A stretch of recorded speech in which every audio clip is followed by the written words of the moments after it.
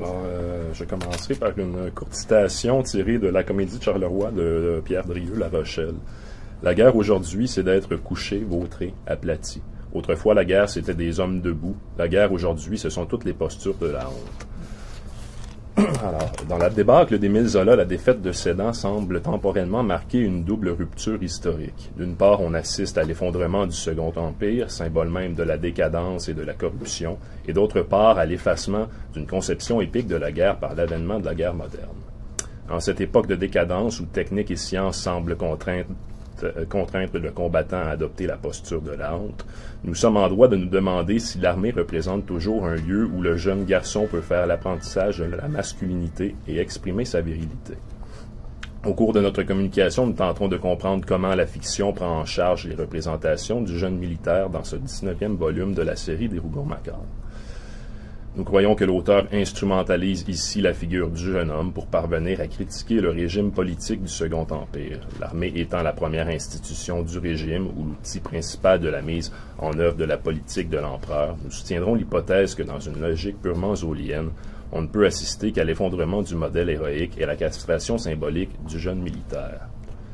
Comme l'a déjà relevé David Bagley, le personnage de Maurice Levasseur agit par la voie de la narration et de la focalisation, comme la conscience centrale du récit et s'avère par conséquent être, et je cite, non seulement le véhicule des idées et des faits, mais aussi un important facteur d'organisation du roman. Il s'agira donc pour nous d'observer dans un premier temps si Zola utilise le jeune Maurice comme un modèle ou un contre-modèle de la virilité, et pourquoi il privilégie un mode de représentation plutôt qu'un autre. Nous nous intéresserons plus particulièrement aux descriptions physiques et psychologiques du personnage.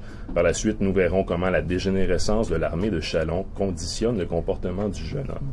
Pour ce faire, nous nous attarderons à la façon dont Zola présente l'armée et au comportement adopté par les hommes sur le champ de bataille.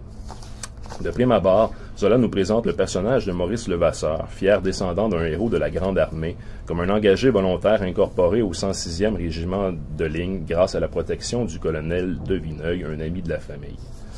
Malgré ce que suggèrent les premières impressions, ce jeune intellectuel, nouvellement reçu avocat, ne s'est pas enrôlé par devoir ou par besoin d'aventure. S'il se trouvait là, engagé volontaire, c'était à la suite de grandes fautes, indique Zola. Ayant ruiné sa famille pendant ses études, en dépensant toutes leurs économies aux jeux et aux femmes, le jeune homme espère racheter ses fautes en se montrant bon soldat. Soulignons au passage que les écarts de conduite de Maurice ont causé la mort de son père et forcé sa sœur Henriette à se dépouiller de tout ce qu'elle possédait.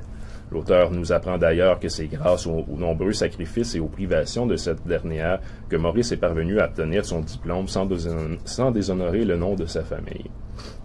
En tout point, celui-ci est redevable à sa sœur, c'est pourquoi il tente de se racheter à ses yeux.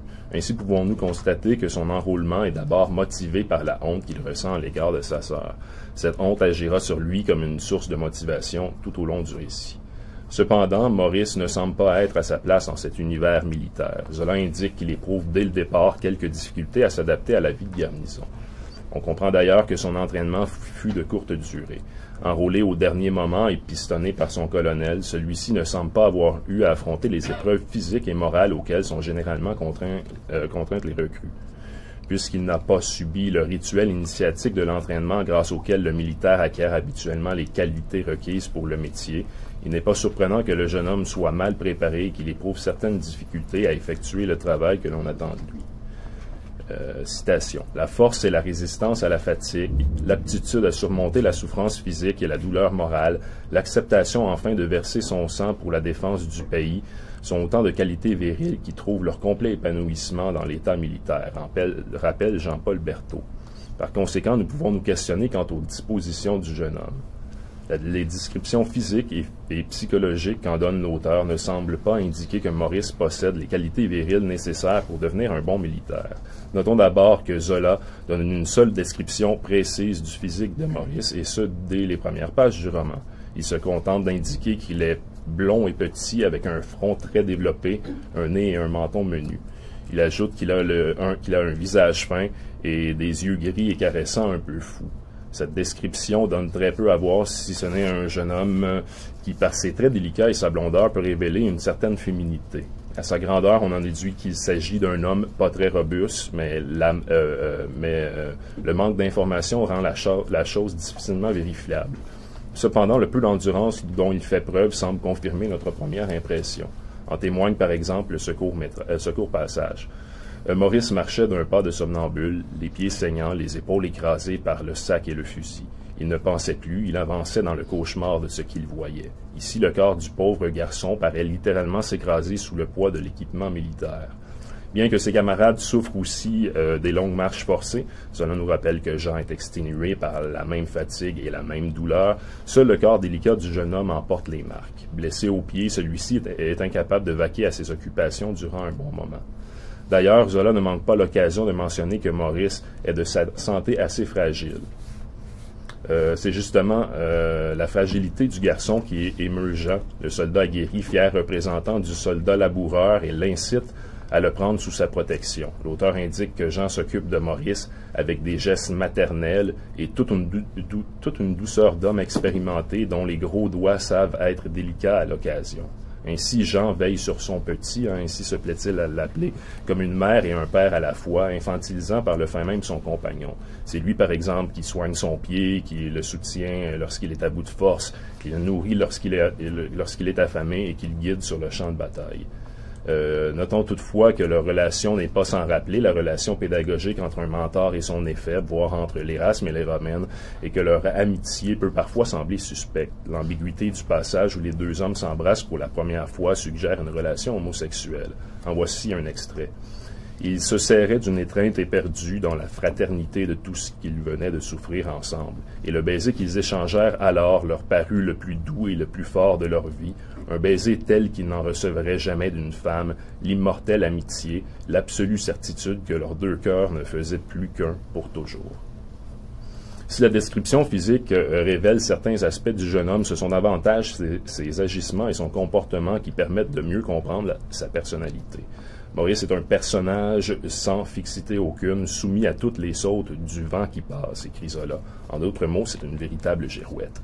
Tout au long de la première partie du roman, alors que l'armée de Châlons erre dans les campagnes, répondant aux ordres et aux contre-ordres de tous et chacun, Maurice passe à plusieurs reprises du plus vif enthousiasme au plus grand découragement. Il en sera ainsi tout au long du roman. Son comportement irrationnel le fait passer par toute une gamme d'émotions, crise d'enthousiasme, excès de colère, crise de larmes, crise d'espoir et des illusions de toutes sortes. Ajoutons aussi qu'il souffre d'insomnie et qu'il est parfois animé de pulsions meurtrières et suicidaires. Les épreuves qu'il devra affronter tout au long du récit ne contribueront qu'à exacerber son comportement déséquilibré. Malgré tout, le portrait de Maurice demeure incomplet, voire fuyant durant une bonne partie du roman. Ce n'est que lorsque l'auteur nous donne à voir la jeune Henriette, la sœur jumelle de Maurice, que l'on peut se faire un portrait plus précis du jeune homme. Zola écrit « Alors que dans le jour pâle de la pièce, Jean la vit, d'une ressemblance frappante avec Maurice, de cette extraordinaire ressemblance des jumeaux qui est comme un dédoublement du visage. » Tout comme son frère Henriette a des cheveux blonds et les traits menus. Zola ajoute qu'elle est plus petite et plus mince encore que celui-ci et d'apparence plus frêle. Ainsi, l'auteur confirme que Maurice a une constitution délicate et instaure une gémilité physique entre le frère et la sœur. C'est donc par le portrait de la jeune femme que l'auteur nous donne à voir le jeune homme, confirmant par le fait même une certaine féminité sur le plan physique. Si on peut relever une ressemblance physique entre Henriette et Maurice, il n'en demeure pas moins que leur tempérament s'oppose en tout point. Ce qui la différenciait surtout de lui, c'était ses yeux gris, calmes et braves, où revivait l'âme héroïque du grand-père, le héros de la Grande Armée, écrit Zola.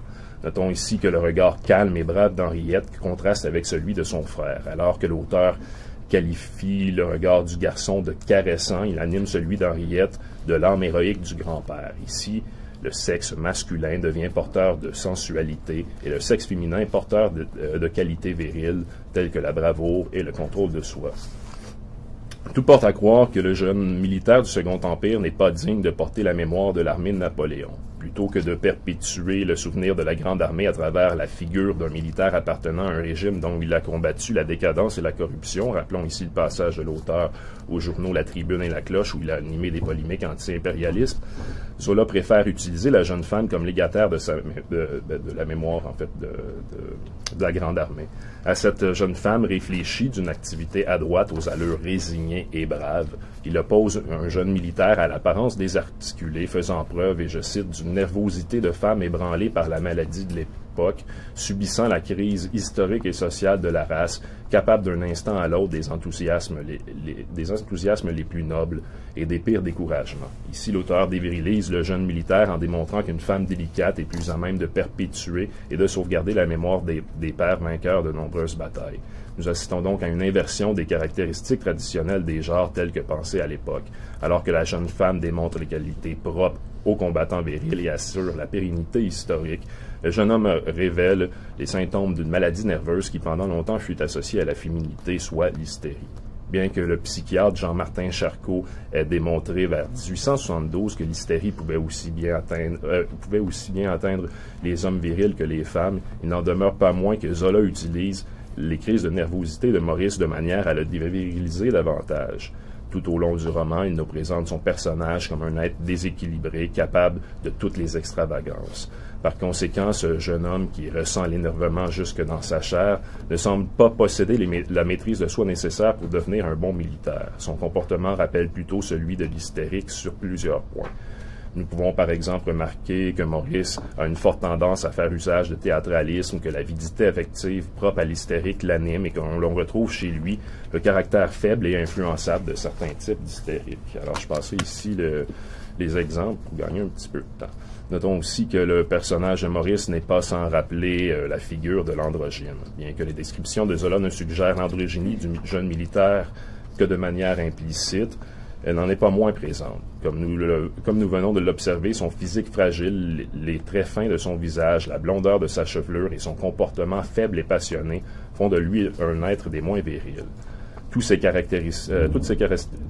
caractéristiques ne sont pas sans rappeler certains stéréotypes associés à la féminité dans la pensée bourgeoise française de la fin du 19e siècle. Rappelons ici que la plupart de ces caractéristiques reviennent aussi sous la plume des auteurs de cette époque lorsqu'il s'agit de décrire l'androgyne. En plus d'ancrer son personnage dans la féminité par son aspect physique, Zola l'associe sur le plan psychologique à des comportements dits féminins. Cependant, nous ne croyons pas que Zola cherche pour autant à représenter Maurice comme un être totalement dévirilisé et efféminé, mais plutôt qu'il cherche à le représenter comme un être en voie de devenir. Cohabitation donc entre le masculin et le féminin, ou plutôt brouillage des caractéristiques propres au genre. Conséquemment, Maurice ne serait-il pas simplement une figure destinée à représenter la dégénérescence de la race française pervertie par le Second Empire? Zola insiste d'ailleurs sur la dégénérescence sociale de la famille du jeune homme, en nous racontant l'histoire du grand-père paternel, vainqueur d'Austerlitz, et celle du petit-fils humilié jusque dans sa chair à ses dents, en passant par la misérable existence du père tombé dans la bureaucratie. L'auteur semble non seulement nous dresser le portrait d'une famille du Second Empire, mais bien celui de toute une nation atteinte par une maladie dégénérative, et je cite, lentement aggravée, aboutissant à la destruction fatale. Nous croyons que notre jeune militaire, produit par excellence du régime, rappelons qu'il vient au monde en 1841, représente sans aucun doute l'aboutissement de cette dégénérescence. L'instabilité psychologique, l'obsession, l'impulsion, l'ambiguïté sexuelle, l'immoralité sont toutes des stigmates intellectuels propres aux dégénérés, selon Max Nordau. Il est donc des plus intéressants de constater que Zola instaure une analogie entre les crises de Maurice et la crise historique et sociale dans laquelle la société française se retrouve plongée durant cette période trouble. À la fin du roman, le jeune homme compare d'ailleurs sa propre mort à l'amputation d'un membre gangréné. « Tu as bien fait de m'abattre, puisque j'étais l'ulcère collé à tes os », déclare-t-il à Jean, après que celui-ci ne l'eût transpercé d'un coup de baïonnette. Zola va encore plus loin dans cette analogie lorsqu'il interprète la mort de Maurice. C'était la partie saine de la France, écrit-il, la raisonnable, la pondérée, la paysanne, celle qui était restée le plus près de la terre, qui supprimait la partie folle, exaspérée, gâtée par l'Empire, détraquée de rêverie et de jouissance. Et lui avait ainsi fallu couper dans sa chair même avec un acharnement de tout l'être, sans trop savoir ce qu'elle faisait. Les médecins d'époque n'hésitent pas à rappeler que le corps est le miroir de l'âme. Si cette affirmation se révèle être un lieu commun à la fin du 19e siècle, il suffit de penser aux travaux des tenants de la théorie de la dégénérescence comme Max Nordau et Bénédicte Augustin Morel. Il est intéressant de voir comment Zola l'applique ici au personnage de Maurice. Cette dégénérescence qui s'affirme chez lui par une féminisation du corps et de l'esprit, rappelons que l'androgyne et l'hystérique sont des contre-types de la virilité à la fin du siècle, reflète on ne peut mieux la décadence du corps social, ou plus précisément du régime de Napoléon III. Par conséquent, il nous paraît intéressant d'observer comment cette dégénérescence est aussi présente dans le corps d'armée, symbole même du pouvoir du Second Empire, et comment celle-ci influence le comportement de notre jeune homme. En effet, tout au long du roman, Zola nous présente l'armée de Châlons comme une entité complètement désorganisée, vouée au fiasco, voire comme un troupeau d'innocents menés au massacre par des imbéciles, écrit-il. Cette armée de la désespérance semble davantage souffrir de l'incompétence de ses généraux que des combats à proprement parler.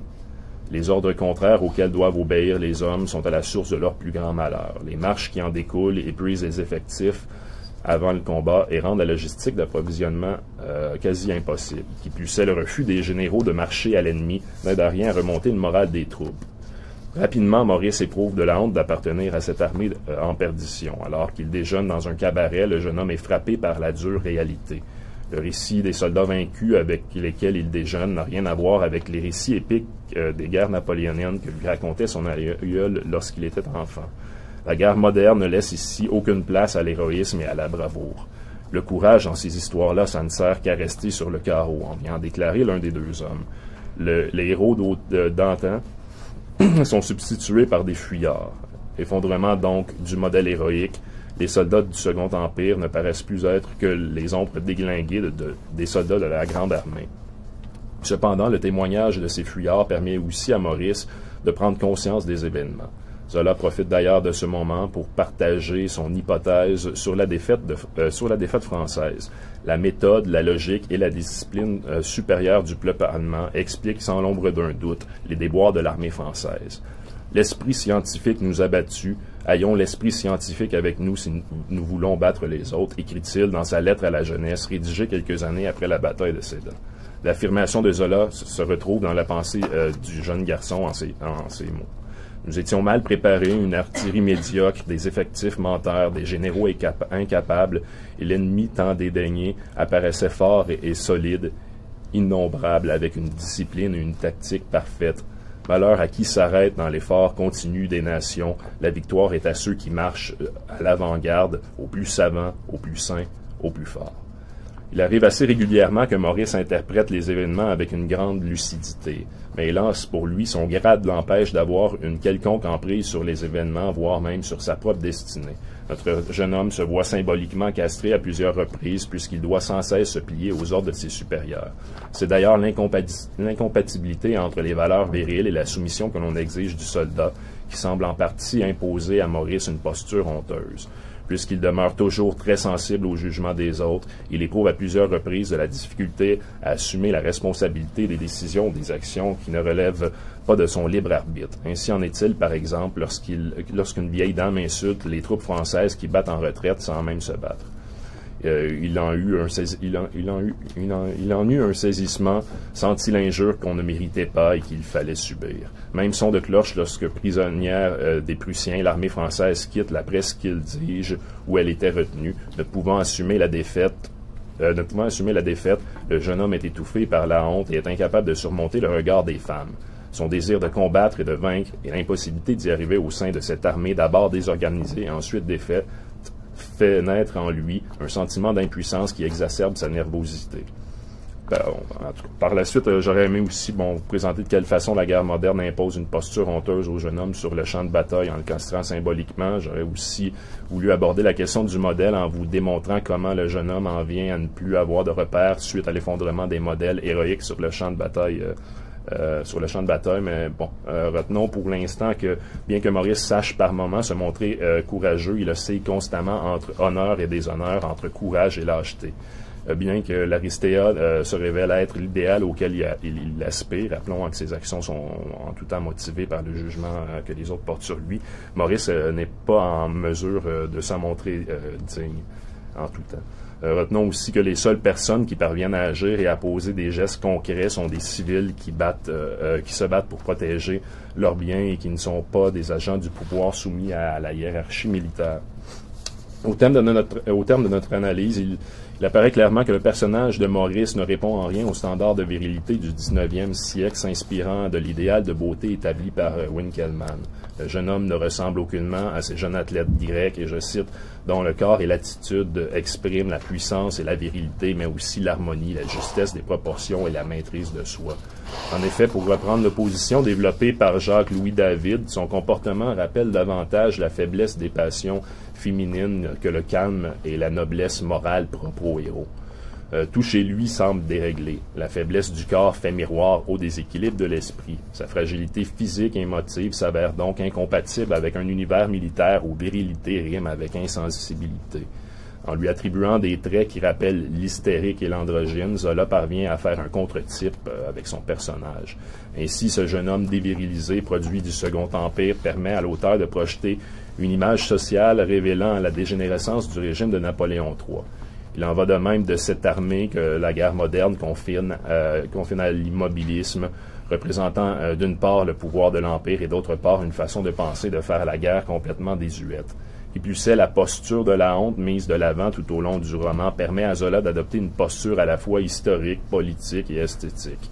En recréant les événements qui ont mené à la grande débâcle de Sedan à partir d'une impressionnante documentation, l'auteur espère démontrer que la défaite française résulte d'une absence de méthode, de logique et de discipline. Bien entendu, il rejette aussi la défaite sur les erreurs et les fautes d'un régime en pleine décadence. Comme le rappelle Sylvie Torel-Caïto, et je cite, « Raconter la défaite de Sedan, c'est pour Zola redire la nécessité du naturalisme comme principe de reconstruction. » Ainsi, en nous présentant l'échec d'un jeune homme qui se laisse guider par ses passions, rappelons que Maurice se joint au communard et que la commune représente dans l'esprit de Zola l'aboutissement de la folie destructrice des romantiques, l'auteur cherche à étayer son hypothèse. Si notre jeune bourgeois intellectuel de la ville, symbole de la générescence du Second Empire, est incapable de surmonter la honte et la défaite et sombre dans les illusions romantiques, il doit en être autrement du peuple français. Celui-ci doit parvenir à quitter cette posture honteuse et à retrouver le chemin des honneurs et de la gloire par l'entremise de l'esprit scientifique s'il veut se réapproprier une virilité nationale. Nous pouvons donc en conclure que l'univers militaire, chamboulé par les nouvelles réalités instaurées par la guerre moderne, ne représente plus un lieu propice à l'affirmation de la virilité ou au développement de la masculinité. Merci.